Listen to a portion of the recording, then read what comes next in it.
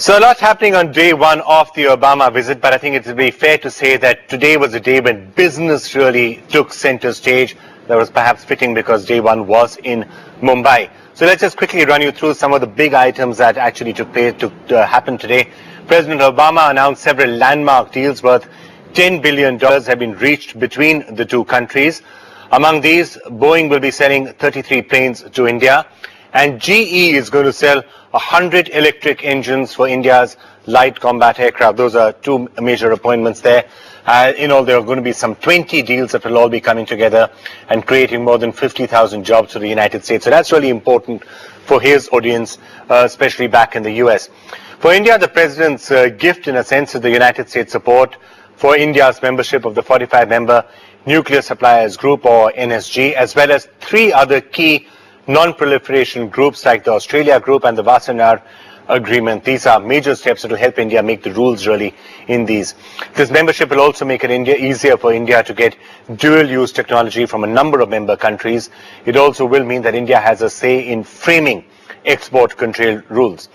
Also, and critically, 3 Indian entities are going to be taken off the embargoed list: the Defense Research and Development Organization, DRDO, ISRO, the Indian Space Research Organization, and Bharat Dynamics Limited, which makes missiles in a sense. So all of those are going to be taken off.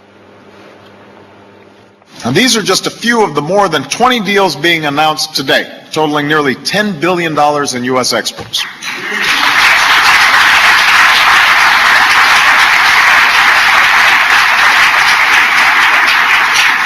From medical equipment and helicopters to turbines and mining equipment, American companies stand ready to support India's growing economy, the needs of your people, and your ability to defend this nation.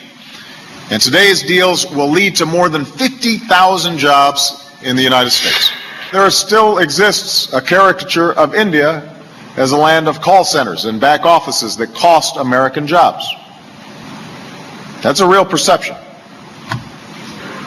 Here in India, I know that many still see the arrival of American companies and products as a threat to small shopkeepers and to India's ancient and proud culture.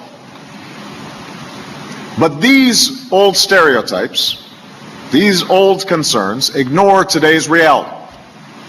In 2010, trade between our countries is not just a one-way street of American jobs and companies moving to India. It is a dynamic, two-way relationship that is creating jobs, growth, and higher living standards in both our countries. There is no reason this nation can't be one of our top trading partners. And that's why we want to work together with you to remove the barriers to increase trade and investment between our nations.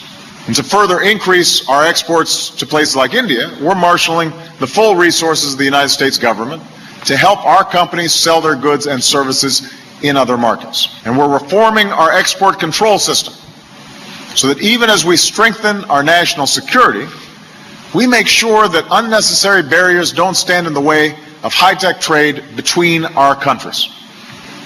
Today, I'm pleased to announce that we will work with India to fundamentally reform our controls on exports, which will allow greater cooperation in a range of high-tech sectors and strengthen our non-proliferation efforts.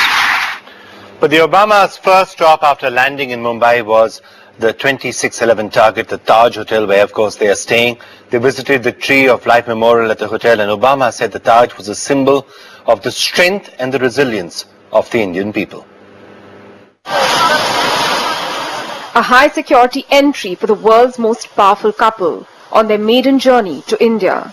The Obamas headed straight to the iconic Taj Hotel, the symbol of the 2611 attacks.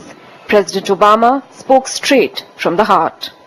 To those who have asked whether this is intended to send a message, my answer is simply, absolutely. We visit here to send a very clear message that in our determination to give our people a future of security and prosperity, the United States and India stand united. The couple spent quiet moments at the Tree of Life, the hotel's memorial for its victims, where they offered a single white rose. Obama wrote these words in the hotel register. We will always remember the events of 26/11, not just the sorrow, but also the courage and humanity displayed that day.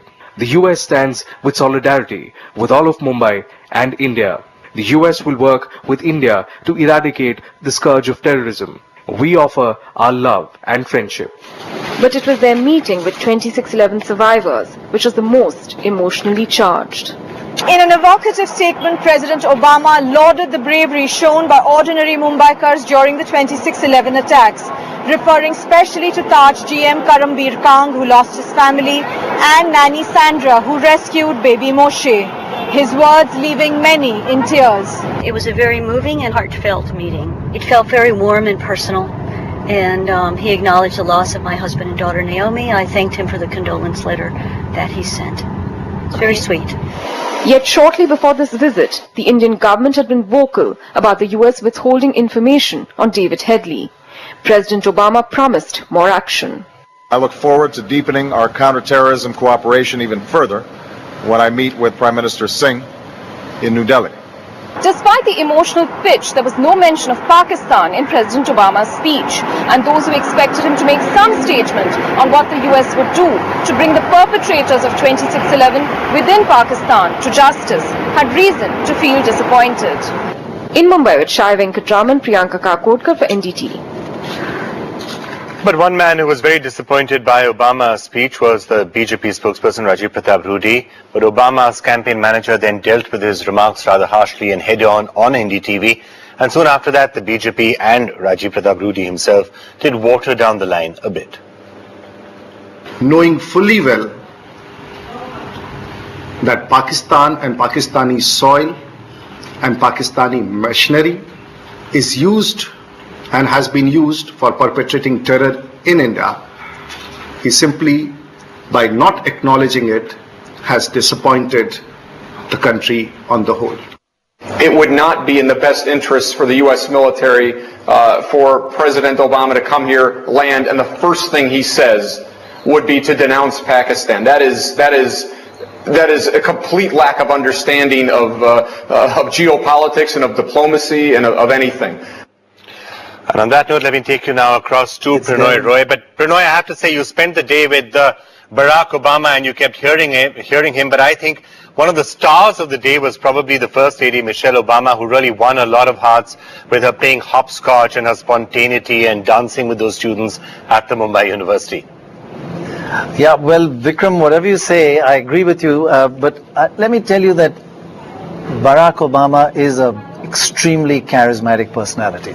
He literally ran up the stage. He looks fit. Obviously, he's, I think, more popular outside America than in America, because from the rest of the world, he seems to be doing an okay job. He's boosted that economy. It's actually growing for 5 consecutive quarters, unlike Europe. So they're saying the world is actually changing in a LUV situation, L-shaped curve in Europe. That means it dropped and it's not going anywhere. A U-shaped curve in America and a V-shaped curve in India and China. So looking at him from outside India, he seems to be doing okay, but inside America you could see there's a few strains on his face, and he did address his speech largely to an American audience. But on the whole, Vikram, I know you're really interested in Save the Tiger, right?